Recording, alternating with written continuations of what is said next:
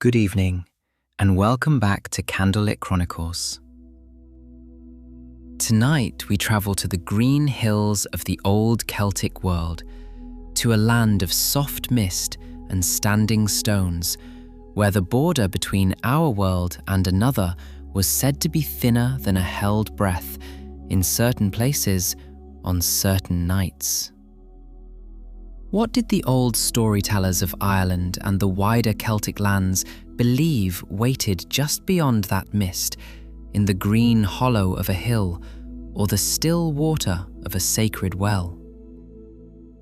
Before you get comfortable, take a moment to like the video and subscribe, but only if you genuinely enjoy what I do here. It helps these quiet stories find the people who need them. And I would love to know where you are listening from tonight. Share your location and your local time in the comments below. There is something comforting in imagining this story unfolding softly across different corners of the world, all of us settling down together under the same turning sky. Now, dim the lights, get comfortable. Let the day you have just finished slip quietly into the mist. Settle in. Let your eyes rest. Tonight, we drift back to a green and misted land, long before it had the name we know it by now. To hear how gods came walking out of the clouds, how the hills themselves became doorways, and how, in a certain kind of soft evening light, the old and the new world learned to share the very same ground.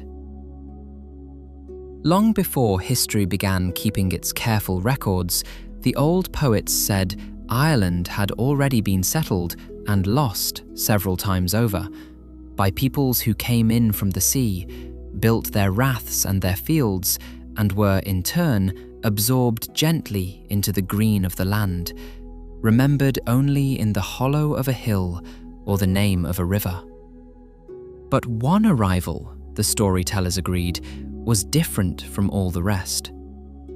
They came, the old tales say, not by ship exactly, though ships were mentioned too, but in a bright mist descending onto a mountain in the west, so that for 3 days and 3 nights the sun itself seemed dimmed behind their arriving cloud.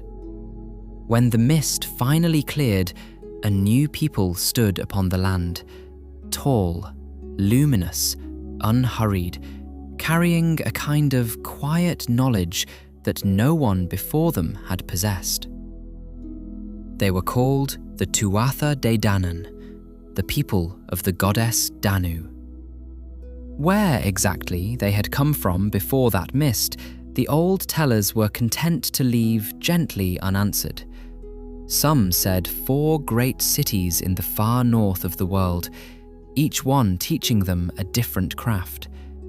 Some said simply the sky itself, or a place so old it no longer had any name that had survived into telling. It hardly seemed to matter in the end to the people listening by the fire. What mattered was that they had come, and that the land, after its long and quiet keeping, was ready to welcome something new onto its green shoulders. Danu herself is one of the gentlest mysteries in the whole of Celtic story. The old poets barely describe her directly. She is felt more than seen. An ancient mother of waters and growing things, her name echoing still today in the rivers that carry it across half a continent. To be of the Tuatha Dé Danann was to be, in some deep and quiet way, a child of the water and the green earth itself, and the people who followed her arrived already wise in crafts that seemed, to those who watched from the fields, very close to magic. They brought with them 4 treasures, carried from 4 shining cities in the north where they had first learned their skills.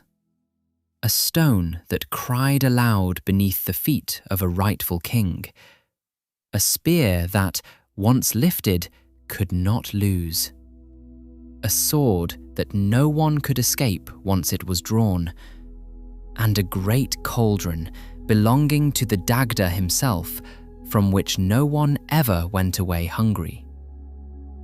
Imagine that last one for a moment as you lie there in the dark, an object whose entire purpose in all the old stories was simply this, that everyone who came to it would be fed. Of all the treasures a people might carry across the sea, the old storytellers chose to remember most fondly the cauldron that made sure no one went without.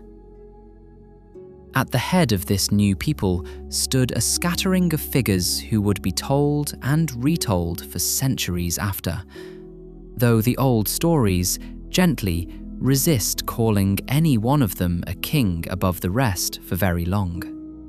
Chief among them, in warmth if not always in rank, was the Dagda. The Dagda's name means, roughly, the good god. Not good in the sense of gentle or mild, but good in the old sense of being excellent at everything he set his hand to. He was enormous, the poets said, wearing a rough tunic that barely covered him, and he carried a great club so large it had to be dragged behind him on wheels, leaving a track through the countryside like a small boundary ditch. And yet the stories about him are almost never about that club. They are about his harp, which could be called by 3 names to play 3 different songs. A song of sorrow that could bring an entire hall to gentle tears. A song of laughter that could turn the same hall to helpless mirth. And, last and most treasured of all, a song of sleep that could settle an entire gathering into soft and peaceful rest with a single passage of his fingers across the strings. If you feel your own eyes growing heavy tonight, you might imagine that same old song of sleep drifting down through the centuries to find you here. And there was his cauldron, of course, always full, always warm, sitting at the heart of every gathering. And there was his garden, where 2 trees grew fruit in every season at once, so that no one who visited him ever arrived at an empty table. The Dagda was, in the truest and warmest sense, a god of abundance and unhurried good humour. The kind of vast, generous presence you might imagine anchoring a whole family's gatherings, decade after decade. The Dagda had a son, too, gentler still, called Aengus Óg, Aengus the Young, god of love and poetry, around whose head the old poets imagined a soft ring of singing birds, drawn to him the way birds are drawn to any quiet, welcoming presence.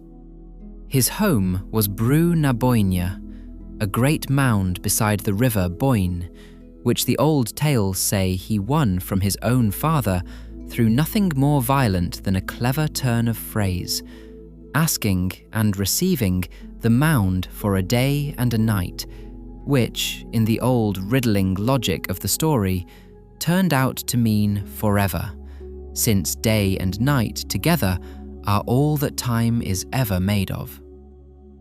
Aengus's own story is the gentlest kind of love story the tradition offers.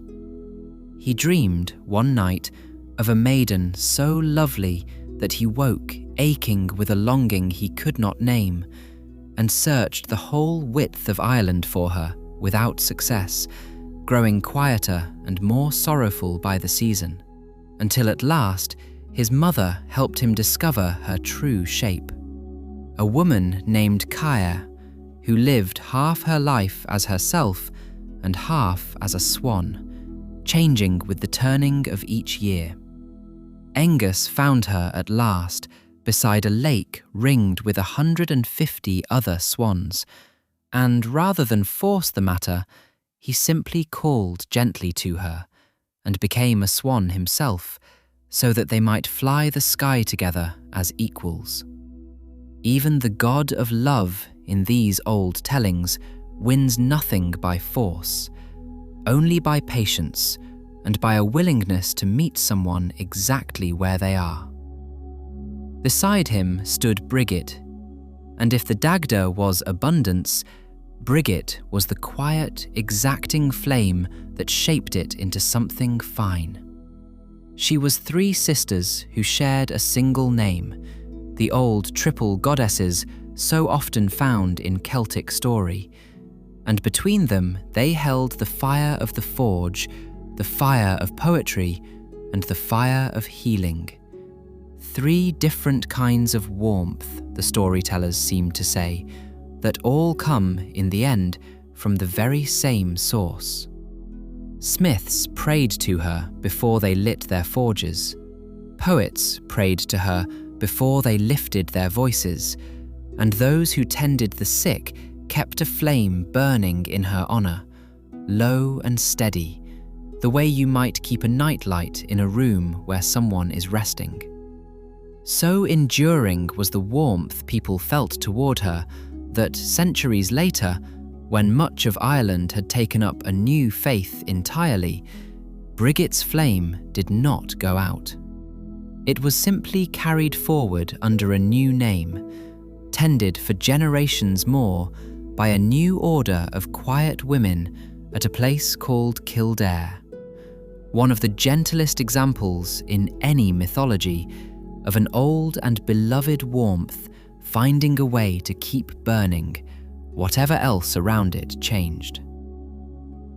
There was Lugh, who arrived somewhat later at the Great Hall of the Tuatha Dé Danann, and whose story is really a small, quiet lesson about the worth of being many things at once, rather than one thing perfectly.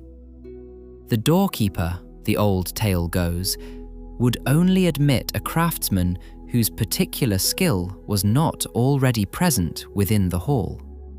Lugh named his trades one by one: carpenter, smith, warrior, harper, poet, physician, cup-bearer.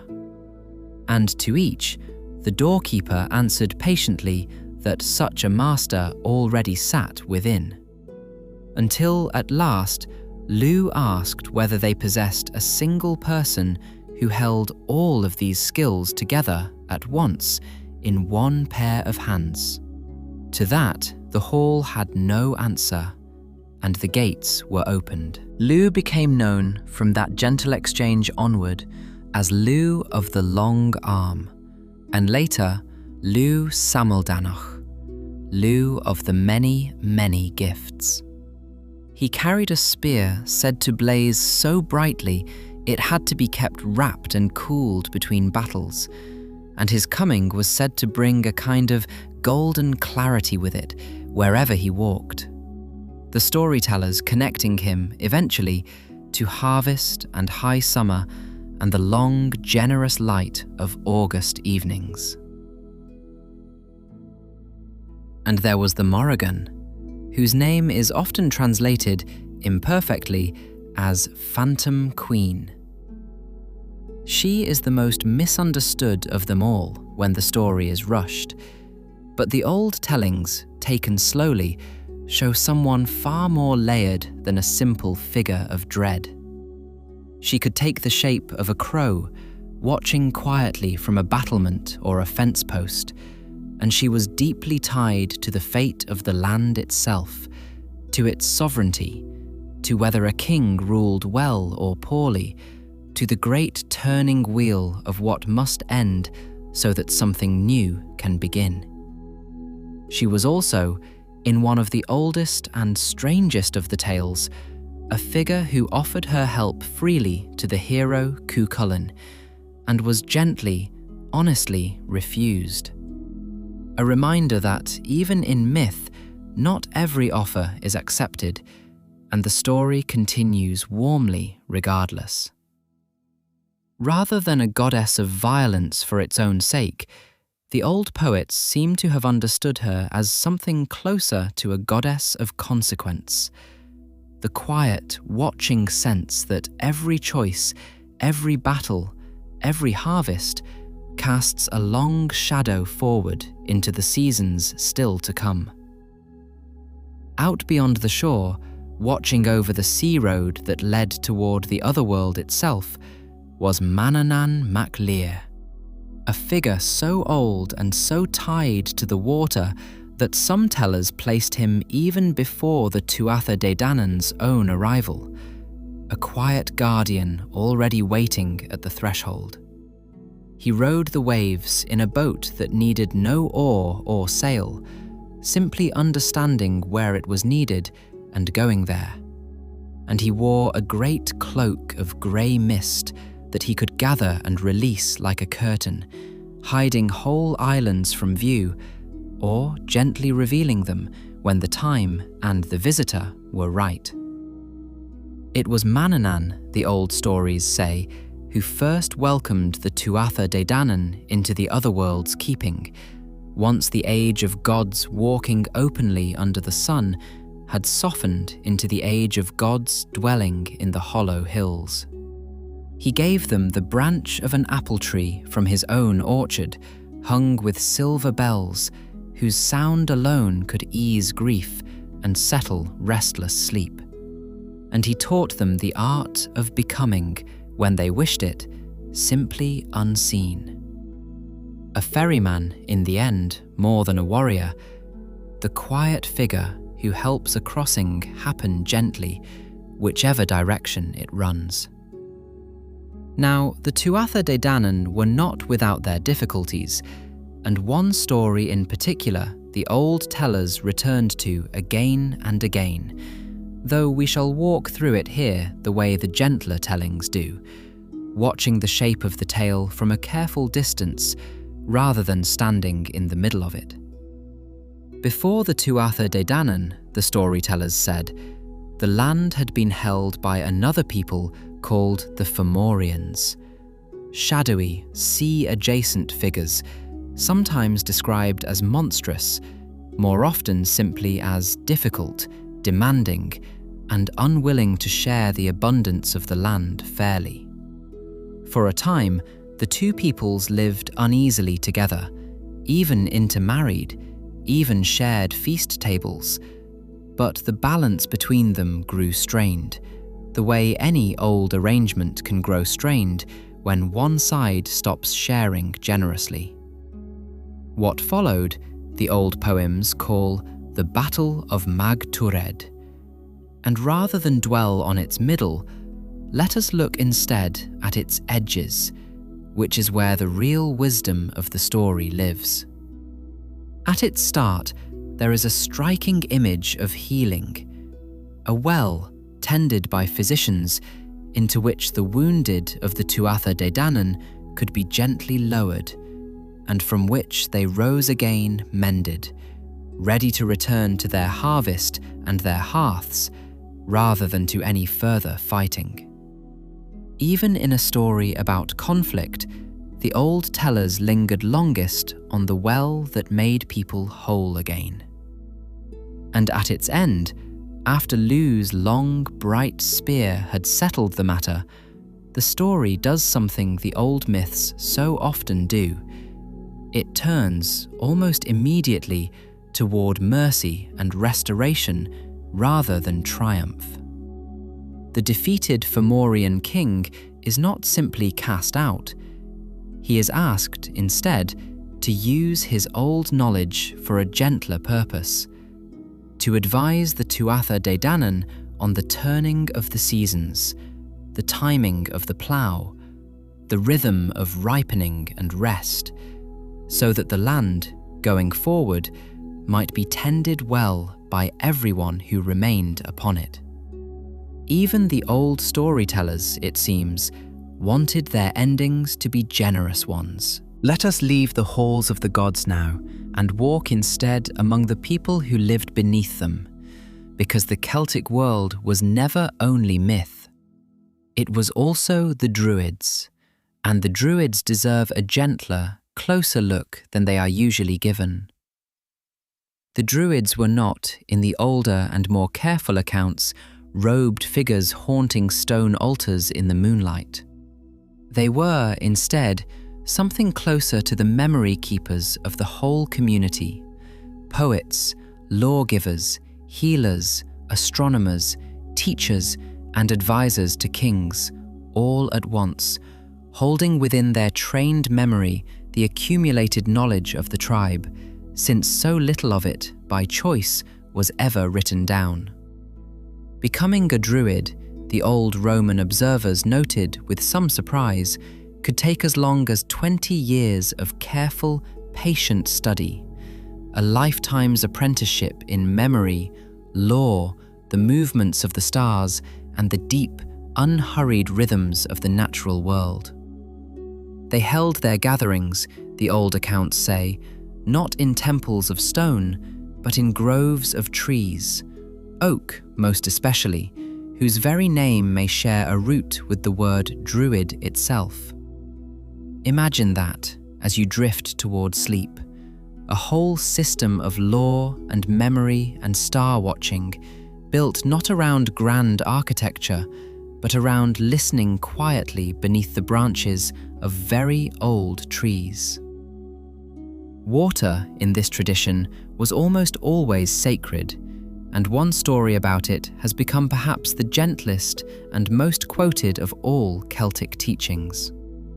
Beside a certain hidden well grew 9 hazel trees, dropping their nuts into the water below, and it was said that whoever ate a salmon that had fed on those particular nuts would receive, in a single quiet moment, the whole of the world's knowledge. An old poet named Finnegas spent 7 patient years watching that well, hoping to catch such a salmon, and at last he did, setting a boy named Fionn to cook it for him, with the single, careful instruction not to taste even a drop of it himself.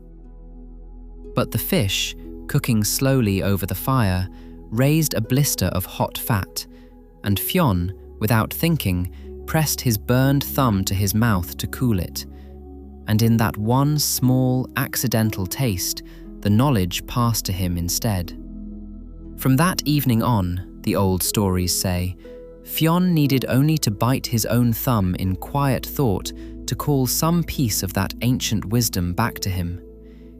It is a lovely, forgiving kind of story when you sit with it a while.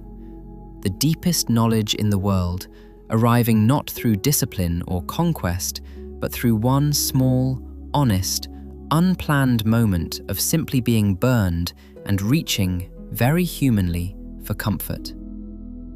The Druids marked the turning of the year with a calendar older, in some ways, than any single Celtic kingdom, and of its markers, none is more gently woven into memory even today than Samhain, the night when the harvest was fully gathered in, the herds brought down from summer pasture, and the year, in the old reckoning, quietly turned over into its darker half. It was said, on that one particular night, that the walls between this world and the other world grew thin enough to lean against without quite meaning to, and so fires were lit on the hilltops, not from fear exactly, but from a kind of respectful, practical caution, a way of saying, gently, to whatever might be passing close by that night, that the hearths of this world were still warm, still tended, still very much lived in.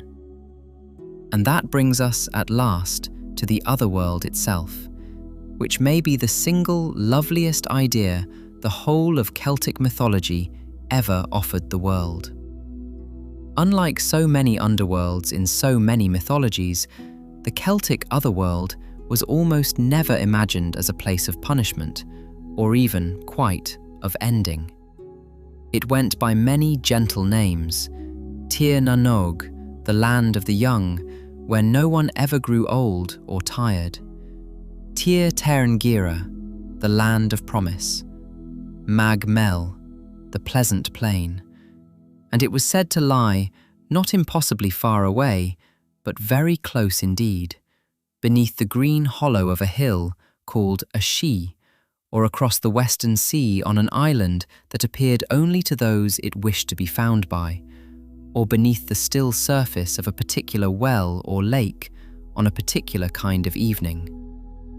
Time moved differently there, the old stories insisted, gently and without any real explanation, the way the best fairy tales never quite explain their own soft magic. A visitor might spend what felt like a single golden afternoon in the Otherworld, feasting, listening to music unlike any heard in the ordinary world, walking through orchards that bore fruit and blossom together, and return home to find that 30 years, or 300, had quietly passed while they were away. The old poet described the Otherworld's music especially, again and again, as something that could heal simply by being heard. 3 kinds of music, not unlike the Dagda's own harp, that could bring joy or tears or the softest, deepest sleep to anyone who listened. Perhaps that is why so many of these stories were told, in the first place, at the end of a long day, by a low fire, to listeners already half turned toward their own rest. A world just on the other side of the hill, where the music itself could carry you gently into sleep. Scattered among the same green hills stand the old stone circles, older even than the mounds in some cases, their weathered pillars set in wide, patient rings across hilltops and quiet pastures. No story quite agrees on who raised them, or why, in any single voice. Some tellings call them gathering places for the turning festivals of the year. Others call them thresholds in their own right, standing stones worn smooth by centuries of hands resting against them for comfort or blessing. What every telling agrees on, though, is their patience. They have stood through the whole span of every story told here tonight, watching the seasons turn, asking nothing, simply marking, quietly, that someone once thought this particular hilltop worth remembering. The mounds where these doorways were said to open still rise, quietly, across the green countryside today. Grass-covered, ancient, some of them older by far than the pyramids. Their entrances aligned, in certain famous cases, so precisely to the rising sun of the midwinter solstice that for a few minutes, on that one morning of the whole year, a beam of light travels the full length of the dark passage and touches the very back chamber, as if the hill itself were breathing in the returning light. On an ordinary evening, though, with no solstice near, the mounds simply rested in the grass the way they do tonight. Sheep grazing quietly along their grassy shoulders, the local birds treating the ancient entrance stones as nothing more than another comfortable perch. The whole vast weight of the old story folded softly back into the ordinary, sleepy business of a green hillside at dusk. Perhaps that too is worth remembering. That even the doorway to an entire otherworld can sit, most days, simply and peacefully unremarkable, waiting without any urgency at all. The old people who raised those mounds left no written word behind to tell us what they believed. But the mounds themselves, still standing, still quietly watching the fields around them, seem to say enough. They were built to hold something gently for a very long time. Memory, perhaps, or hope, or simply the patient, recurring promise that after the longest and darkest night of the year, the light always, always finds its way back in. The gods of the Tuatha Dé Danann did not vanish from the land all at once, the old stories say, when a newer age eventually came to Ireland's shores. They withdrew instead, gently and without great drama, into the hollow hills and the otherworld beyond them, becoming in later and gentler tellings the Aish She, the people of the mounds, watching still from just the other side of the mist, over the same green fields their people had once walked openly beneath the sun. And perhaps that telling, more than any battle or any treasure, is the truest heart of the whole tradition. Nothing here was ever imagined as fully gone, only moved a little further out of ordinary sight, waiting patiently behind a thin green door in a hillside, ready to welcome back on the right soft evening anyone who happened to find their way there.